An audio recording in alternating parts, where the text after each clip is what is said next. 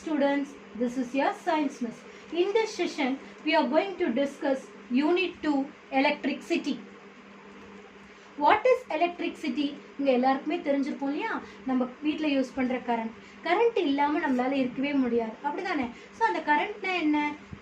Electricity is a form of energy that can be easily changed into other forms. So other formsல ஈஸியா மாற்றக்கூடியதை தான் நம்ம என்னன்னு சொல்லுவோம்னா electricity அப்படின்னு சொல்லுவோம். So electric charge. Electric charges are made up of positive charges protons and negative charges electrons. When these charges flows in a circuit, a current is produced. So ஒரு positive சார்ஜும் ஒரு நெகட்டிவ் சார்ஜும் flow ஆச்சுன்னா நம்மளுக்கு அந்த இடத்துல current pass ஆகும், bulb எரியும். ஓகேங்களா? ஸோ இதுதான் வந்து எலக்ட்ரிக் சார்ஜ் அப்படின்னு சொல்லுவோம். ஸோ எலக்ட்ரிக் சார்ஜை நம்ம எப்படி மெஷர் பண்ணுவோம்? Electric charge is measured in a unit called கொலம்ப்.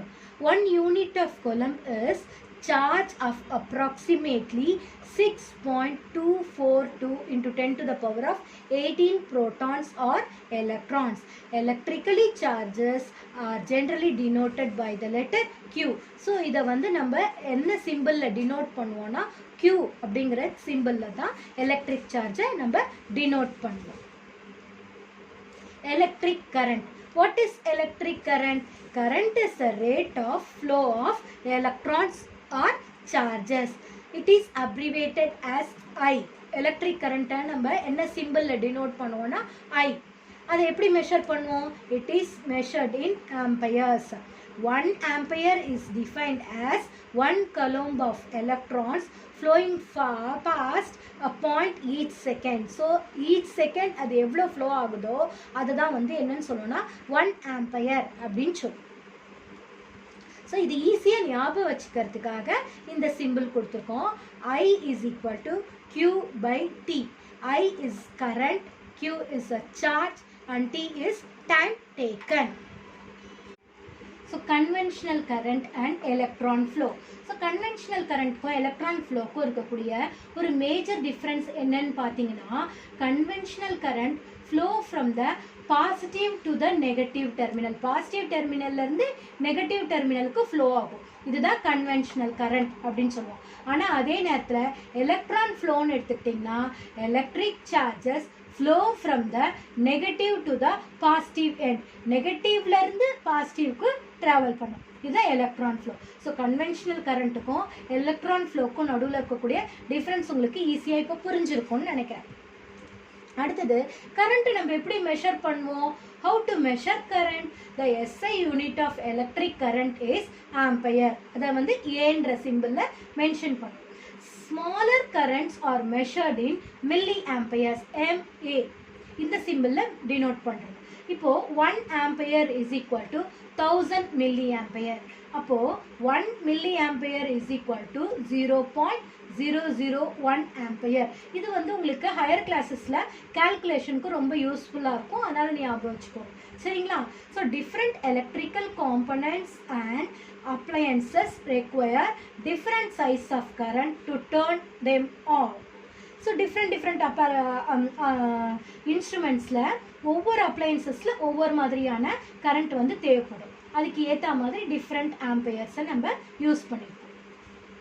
அந்த ஆம்பியரை மெஷர் பண்ணுற அந்த இன்ஸ்ட்ருமெண்ட் வந்து அமீட்டர். இந்த இன்ஸ்ட்ருமெண்ட் தான். And ammeter is the instrument use to measure electric current. So இங்கே இந்த பாசிட்டிவ் அண்ட் நெகட்டிவ் டெர்மினலில் நம்ம கனெக்ட் பண்ணிட்டோம்னா அந்த டெர்மினலுக்கு நடுவில் ஃப்ளோ ஆகிற கரண்ட் எவ்வளோ இருக்குது அப்படிங்கிறத இந்த இன்ஸ்ட்ருமெண்ட் வந்து நம்மளுக்கு காமிச்சிடும். இதுக்கு பேர் வந்து அமீட்டர் அப்படின்னு சொல்லுவோம். அடுத்தது நம்ம படிக்க போகிறது பொட்டன்ஷியல் டிஃப்ரென்ஸ். ஸோ எப்போவுமே டிஃப்ரென்ஸ் வந்து எப்போ வரும்? ஒரு ஹைலேருந்து லோக்கு ஃப்ளோ ஆகும்போது தான் இருக்கும் இல்லையா? சரி, அதே மாதிரி இந்த சார்ஜஸ் கூட பார்த்தீங்கன்னாக்கா will flow from a point of higher potential to lower potential. higher potentialல இருந்து என்ன ஆகும்? lower potentialக்கு flow ஆகும். அதை தான் நம்ம என்னன்னு சொல்லுவோம்னா potential difference அப்படின்னு சொல்லுவோம். The difference in electric potential between the 2 points in a circuit is known as potential difference. இதுதான் potential differenceக்கான definition. The potential difference நம்ம voltage அப்படின்னு கூட சொல்லலாம். ஓகேங்களா?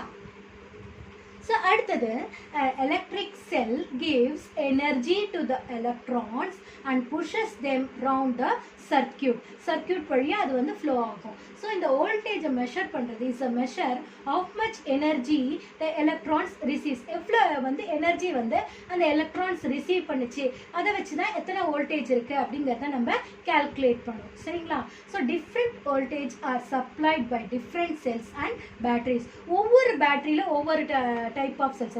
நம்ம பேட்டரி யூஸ் பண்ணும்போது டிஃப்ரெண்ட் பேட்டரிஸ் யூஸ் பண்ணுவோம், பார்த்துருக்கீங்களா? ஸோ இது பாருங்கள் 9 volt try cell.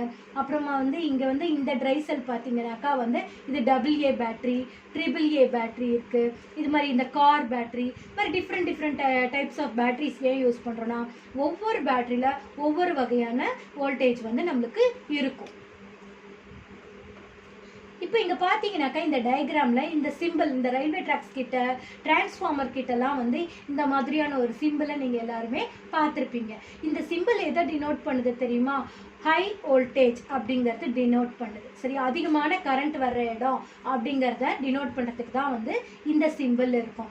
The term mentioned in the bold is to measure the electric potential difference. அதிகமான எலக்ட்ரிக் பொட்டன்ஷியல் டிஃப்ரென்ஸ் இருக்குது அப்படிங்கிறத மென்ஷன் பண்ணுறது தான் அதிகமான வோல்டேஜ் இருக்குது அப்படிங்கிறத டினோட் பண்ணுறது தான் இந்த சிம்பிள்.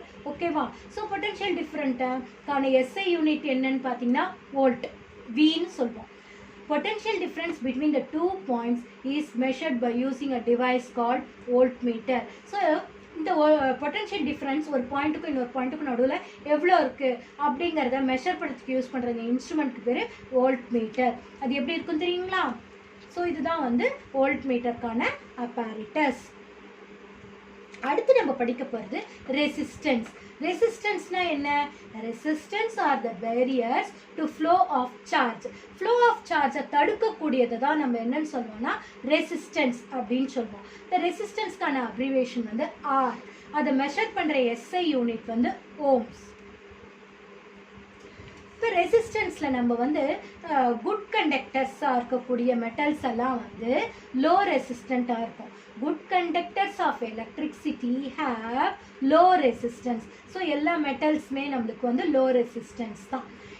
அதனால தான் வந்து மெட்டல்ஸை நம்ம கரண்ட் வந்து பாஸ் பண்ணுறதுக்கு யூஸ் பண்ணிக்கிறோம். So electricity is able to flow through them very easily. அதனால் கரண்ட் ஈஸியாக வந்து மெட்டல்ஸ் வழியாக ட்ராவல் பண்ணிடும். அதே நேரத்தில் poor conductors of electricity have high resistance. So அது வழியாக வந்து என்ன ஆகாது, ஈஸியாக கரண்ட் வந்து பாஸ் ஆகாது, ஏன்னா ரெசிஸ்டன்ஸ் அதிகமாக இருக்கிறதுனால. எக்ஸாம்பிள் வந்து வுட், க்ளோத். அடுத்தது electrical conductivity. What is electrical conductivity? Electrical conductivity or specific conductance is a measure of a material's ability to conduct an electric current.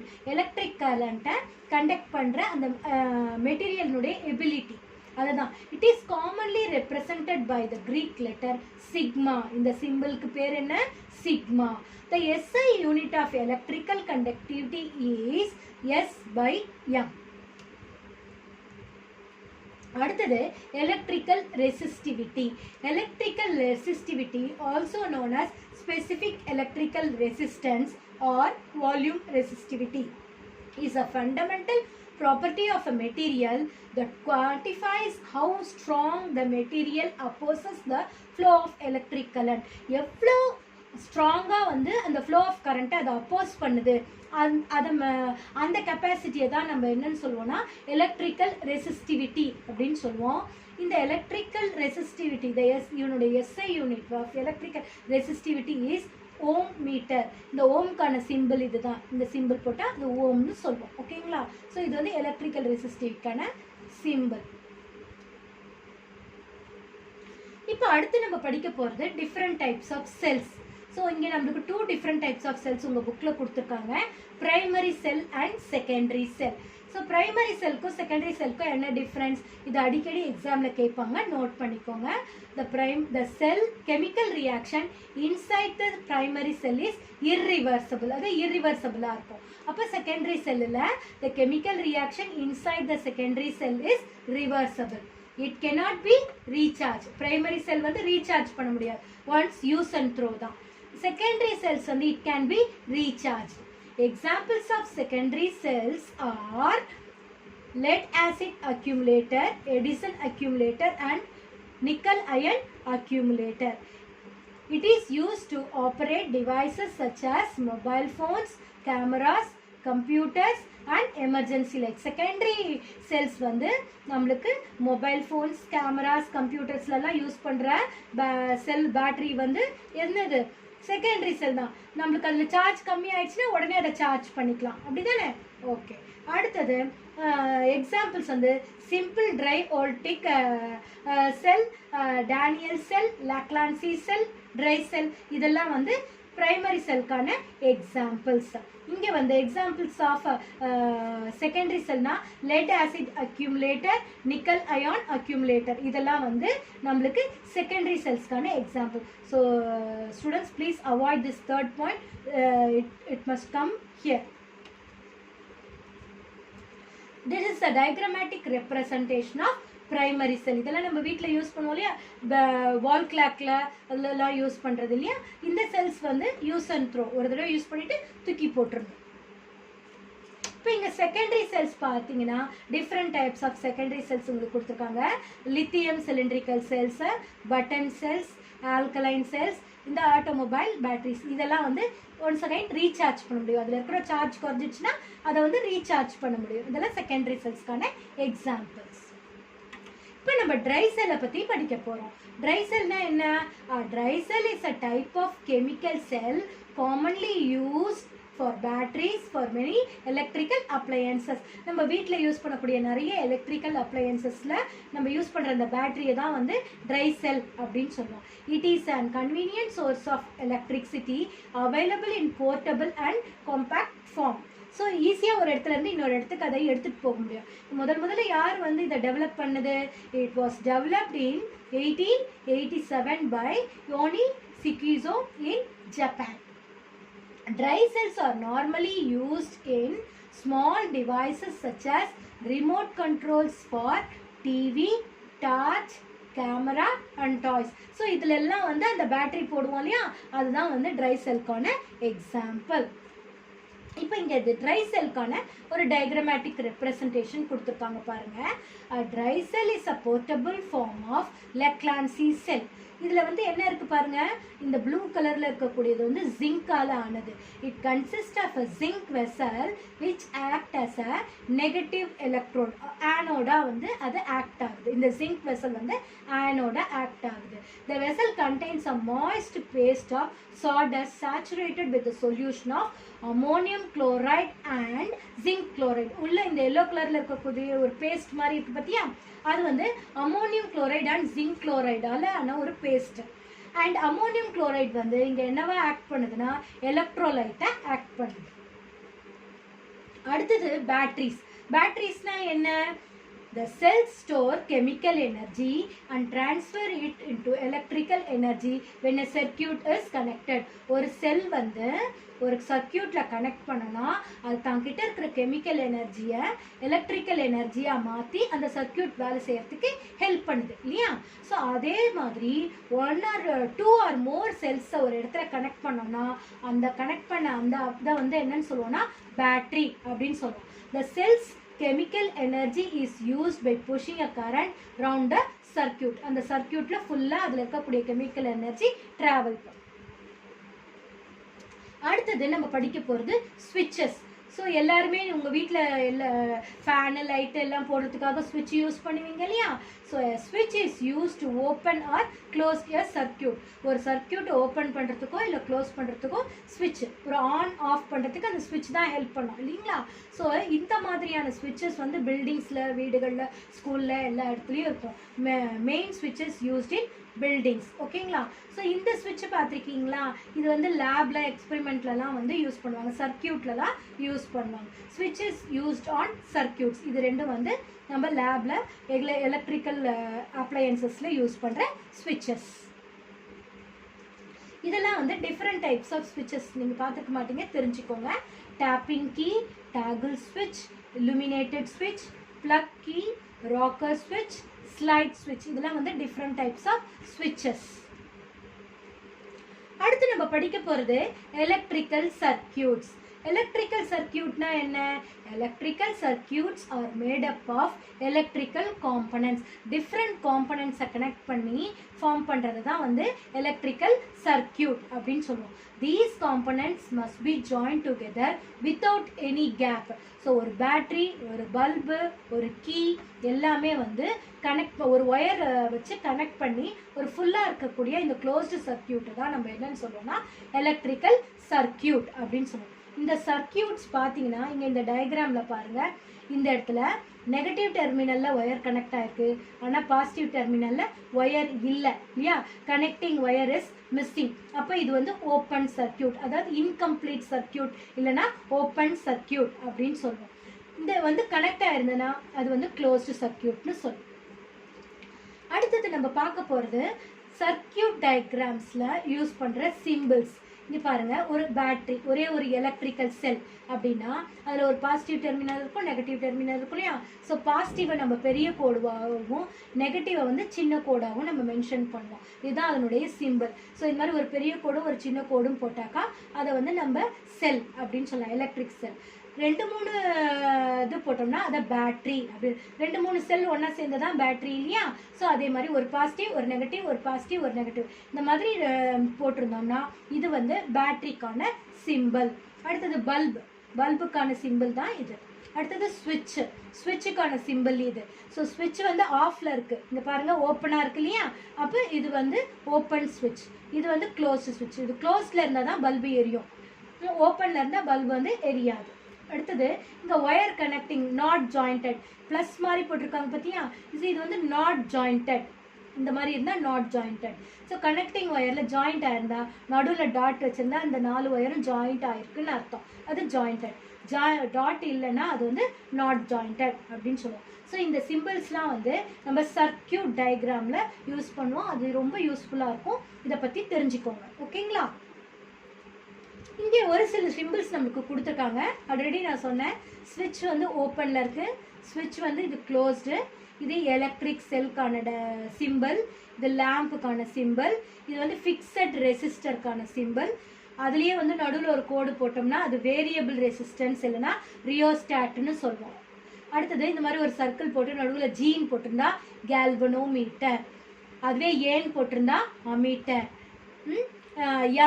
M ஏன்னு போட்டால் மில்லி அமீட்டர், இதுலேயே we போட்டிருந்தா volt metre. இதெல்லாம் வந்து அடிக்கடி நம்ம use பண்ணக்கூடிய சிம்பிள்ஸ் சர்க்கியூட் டயக்ராமில். அடுத்தது இங்கே சர்க்கியூட் டயக்ராம் பாருங்கள், இது ஓப்பன் சர்க்கியூட், இது க்ளோஸ்டு சர்க்கியூட். ஏன் இது ஓப்பன் சர்க்கியூட்? இங்கே ஸ்விட்ச் வந்து ஓப்பனாக இருக்கு இல்லையா, அதனால் இது ஓப்பன் சர்க்கியூட். இந்த ஸ்விட்ச் வந்து க்ளோஸ்டில் இருக்கிறதுனால இது க்ளோஸ்டு சர்க்கியூட். இப்போ சர்க்கியூட்ஸில் 2 டிஃப்ரெண்ட் டைப்ஸ் ஆஃப் சர்க்கியூட்ஸ் இருக்குது, serial circuit and parallel circuit. First நம்ம சீரியல் சர்க்கியூட்டை பற்றி படிக்கலாம், ஓகேங்களா. Serial circuit connects the components one after the other. அதாவது இங்கே பாருங்கள், ஒரு பேட்ரி கனெக்ட் ஆகிருக்கு, இந்த பேட்டரியிலேருந்து ஒரு நெகட்டிவ் டெர்மினல் ஒரு பாசிட்டிவ் டெர்மினல் இருக்குது. 1 2 3 3 பல்பு லைனாக கனெக்ட் ஆகிருக்கல. ஸோ ஒரு சிங்கிள் லைனில் ஒரு பேட்டரியில் பல்பு வந்து ஒரே லைனில் கனெக்ட் ஆகிருந்தா அதை சீரியல் சர்க்கியூட் அப்படின்னு சொல்லுவோம். Single loop is formed, single loop தான் ஃபார்ம் ஆகிருக்கும் serial சர்க்கியூட்டில். break in any part of the serial circuit stops the flow of current in the whole circuit. இந்த இடத்துல எந்த இடத்துலையாவது பிரேக் இருந்ததுன்னா ஃபுல் சர்க்கியூட்டை என்ன ஆகிடும், ஸ்டாப் ஆகிடும். அதுதான் சீரியல் சர்க்கியூட்னுடைய ட்ராபேக். இப்போ அடுத்தது பேரலல் சர்க்கியூட் பற்றி பார்க்க போகிறோம். Parallel circuit divides into 2 or more branches. So ஒரு அதே மாதிரி பேட்டரி இருக்குது, சீரியல் சர்க்கியூட்டில் இருக்க மாதிரியே பேட்டரி இருக்குது, ஆனால் பல்பு வந்து தனித்தனியாக கனெக்ட் ஆகிருக்கு. இதுதான் வந்து பேரலல் சர்க்கியூட் அப்படின்னு சொல்லுவோம். டிவைட் ஆகிருக்கும் டிஃப்ரெண்ட் பிரான்ச்சஸாக. The current divides and flows through each parallel branch, ஒவ்வொரு பிரான்ச். ஸோ இந்த பேட்டரியிலேருந்து இந்த பல்புக்கு தனியாக போகும், இந்த பல்புக்கு தனியாக போகும், இந்த பல்புக்கு தனியாக கரண்ட் போகும். இப்போ இதில் ஏதாவது ஒரு பல்பு ஃபியூஸ் போச்சுன்னா கூட மற்றதெல்லாம் வந்து நம்மளுக்கு ஆன்லேயே தான் இருக்கும், ஓகேங்களா. இதுதான் இதனுடைய advantage. If a component breaks or is removed the other components remains on, ஓகேங்களா. அது ஆன்லேயே தான் இருக்கும். இந்த சர்க்கியூட்டை தான் நம்ம வீட்டில் வந்து கனெக்ட் பண்ணியிருக்கோம். பல்புக்கு தனியாக ஒரு கனெக்ஷன், ஃபேனுக்கு ஒரு கனெக்ஷன், மற்ற ப்ளக் பாயிண்ட்ஸ்க்கெலாம் ஒரு தனித்தனி கனெக்ஷன், ஒவ்வொன்றுத்துக்கும் தனித்தனியாக ஒரு ஸ்விட்ச் இருக்கும் இல்லையா. ஸோ நம்ம வீட்டிலலாம் யூஸ் பண்ணுறது வந்து இந்த பேரலல் சர்க்கியூட் தான் யூஸ் பண்ணுறோம். இங்கே இந்த டயக்ராமேட்டிக் ரெப்ரசன்டேஷனில் பார்த்தீங்கன்னா நம்மளுக்கு சிமிலாரிட்டிஸ் அண்ட் டிஃப்ரென்சஸ் கொடுத்துருக்காங்க. இப்போ சீரியல் சர்க்கியூட்டில் இருக்கக்கூடிய டிஃப்ரென்சஸ் பார்த்தீங்கன்னா அது சிங்கிள் லூப்பில் இருக்கும். இங்கே வந்து கனெக்டட் பை பிரான்ச்சஸ், டிஃப்ரெண்ட் பிரான்ச்சஸில் கனெக்ட் ஆகிருக்கும். இங்கே வந்து பல்ப்ஸ் வந்து டிம்மாக இருக்கும். சீரியல் சர்க்கியூட் பல்ப் பார்த்துருக்கீங்களா, டிம்மாக எரியும் இல்லையா. இங்கே வந்து பேரல் சர்க்கியூட்டில் பல்ப்ஸ் வந்து பிரைட்டராக எரியும். பல்ப்ஸ் ஷேர்ஸ் பவர், ஒவ்வொரு பல்பும் என்ன பண்ணிக்கும், பவரை வந்து ஷேர் பண்ணிக்கும். இங்கே வந்து ஈச் பல்ப் ஃபுல்லி பவர்ட், ஒவ்வொரு பல்புக்கு தனித்தனியாக ஃபுல் பவர் கிடைக்கும். All bulbs go out if one goes out, ஒரு பல்பு ஃபியூஸ் பண்ணால் கூட எல்லாமே சர்க்கியூட்டே ஆஃப் ஆகிடும். இங்கே வந்து all bulbs stay if one goes out, ஒன்று ஃபியூஸ் போனால் கூட அடுத்த பல்ப்ஸ் எல்லாம் எரியும். இதுதான் வந்து இது ரெண்டுத்துக்கும் நடுவில் இருக்கக்கூடிய டிஃப்ரென்ஸ். இதில் இருக்கக்கூடிய சிமிலாரிட்டிஸ் பார்த்தீங்கன்னா ரெண்டுமே வந்து எனர்ஜி சோர்ஸ் தான், ரெண்டுமே ஒயர் தான் கனெக்ட் ஆகிருக்கு. ஓகேங்களா, ஒயரால் மேட் ஆகிருக்கு.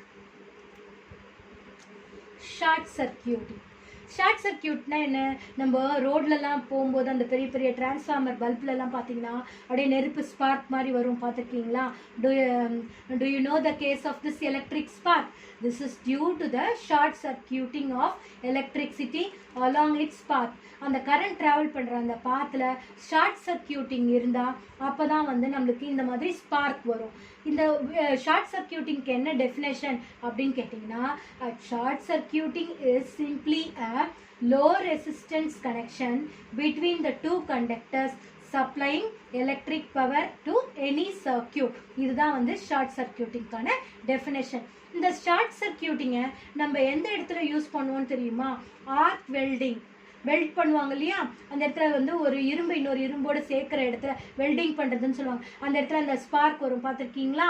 So arc welding is a common example of the practical applications of the heating due to this short circuit. இதுதான் வந்து பெஸ்ட் எக்ஸாம்பிள். ஆர்க் வெல்டிங் தான் வந்து ஷார்ட் சர்க்கியூட்கான பெஸ்ட் எக்ஸாம்பிள். அடுத்து நம்ம படிக்க போகிறது conductors and insulators. So current ஒரு இடத்துலேருந்து இன்னொரு இடத்துக்கு பாஸ் பண்ணுறதுக்கு நம்மளுக்கு கண்டக்டர்ஸ் தான் ரொம்ப யூஸ்ஃபுல்லாக இருக்குது. இன்சுலேட்டர்ஸ் வந்து கரண்ட் ஒரு இடத்துலேருந்து இன்னொரு இடத்துக்கு போகாமல் தடுக்கிறது தான் இன்சுலேட்டர்ஸ். ஸோ இப்போ நம்ம கண்டக்டர்ஸ் அண்ட் இன்சுலேட்டர்ஸ்னுடைய டிஃப்ரென்ஸாக படிக்கலாம். Conductor is a substance that transmits heat and electricity. Current ஒரு இடத்துலேருந்து இன்னொரு இடத்துக்கு டிரான்ஸ்ஃபர் பண்ணுற சப்ஸ்டன்ஸ் தான் வந்து conductors. Insulators resist the transfer of heat and electricity. இது தடுக்கும், ஒரு இடத்துலேருந்து ஹீட் அண்ட் எலக்ட்ரிசிட்டி ட்ராவல் பண்ணுறத தடுக்கும், அதுதான் இன்சுலேட்டர் அப்படின்னு சொல்லுவோம். சரியா? Conductors contain a large number of free electrons. Free electrons இருக்கிறதுனால தான் அதால் என்ன பண்ண முடியுது, ஈஸியாக கரண்ட்டை வந்து ஃப்ளோ பண்ண முடியுது.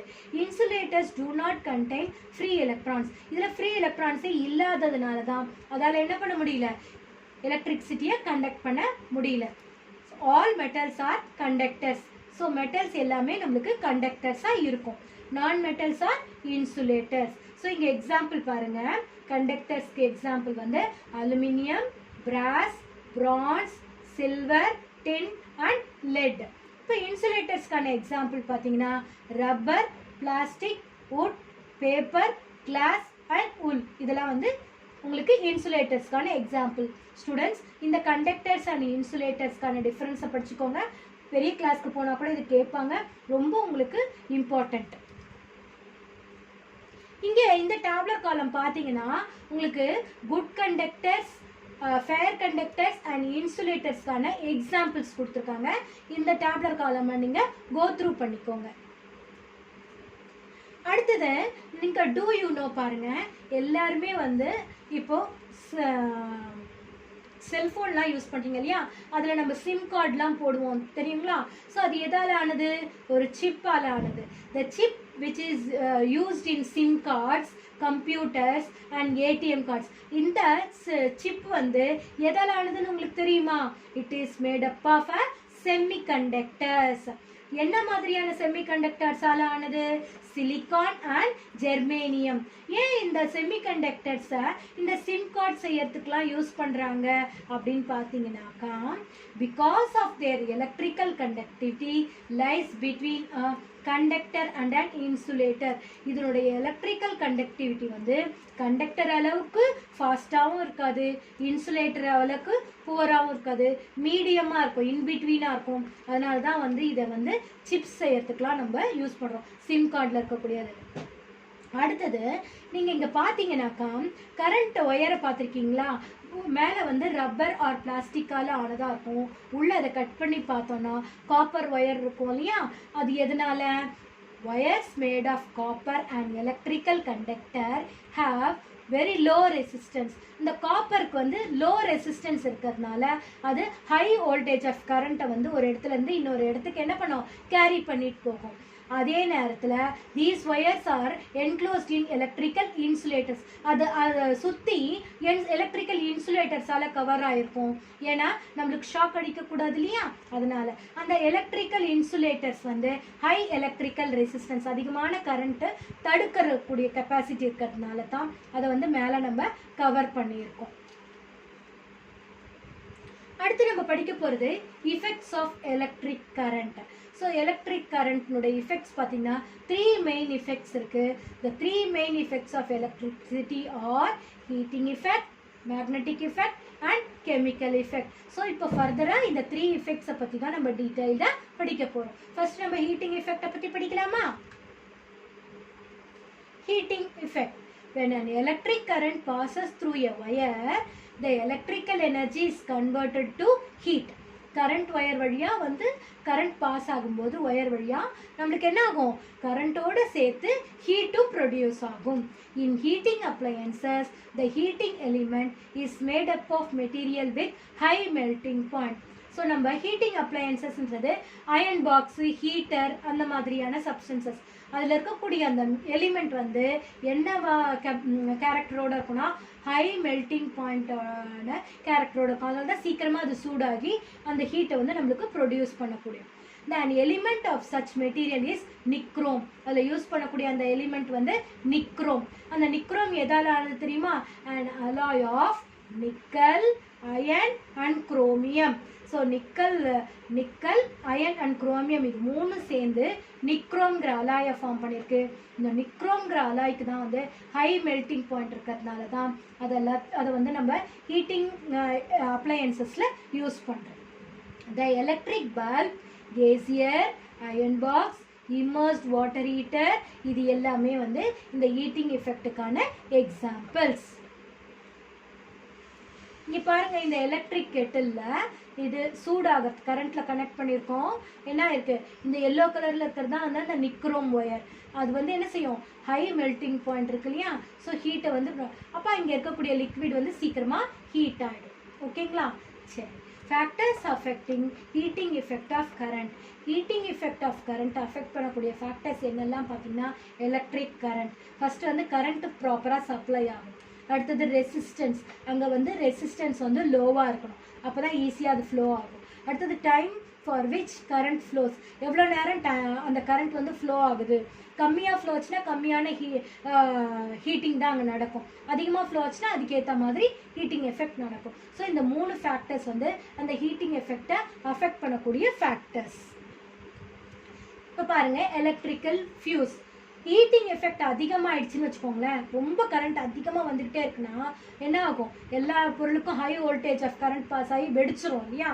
ஸோ அதை தடுக்கிறதுக்காக யூஸ் பண்ணுற காம்பனண்ட் தான் வந்து fuse.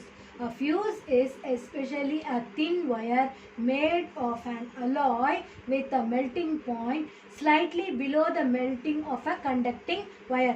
Conducting wire நுடைய melting point விட கொஞ்சம் பிலோவாக இருக்கும் இதில் யூஸ் பண்ணக்கூடிய ஃபியூஸ் ஒயர். எல்லோரும் இந்த மாதிரியான ஒரு இதை வந்து உங்கள் கரண்ட் பாக்ஸ்குள்ளே பார்த்துருப்பீங்க. இதில் இந்த 2 காப்பர் இதுக்கும் நடுவில் ஒரு ஒயர் கனெக்ட் ஆகிருக்கும். எப்போ ஃபியூஸ் போயிடுச்சுன்னு சொன்னாலும் உடனே இதை திறந்து பார்த்தா இது 2த்துக்கும் நடுவில் கனெக்ட் ஆன அந்த ஒயர் வந்து எரிஞ்சு கனெக்ஷன் வந்து கட் ஆகிருக்கும். அப்போ நம்ம வீட்டில் கரண்ட் போயிடும், அதுதான் ஃபியூஸ் போயிடுச்சு அப்படின்னு சொன்னாங்க. ஸோ இதனுடைய ரீசண்ட் அப்பாரிட்டஸ் தான் இது நடுவில் இருக்கக்கூடிய இந்த ஒயர் வந்து கட் ஆகிடுது. இது ரீப்ளேசபிள் ஃபியூஸ்.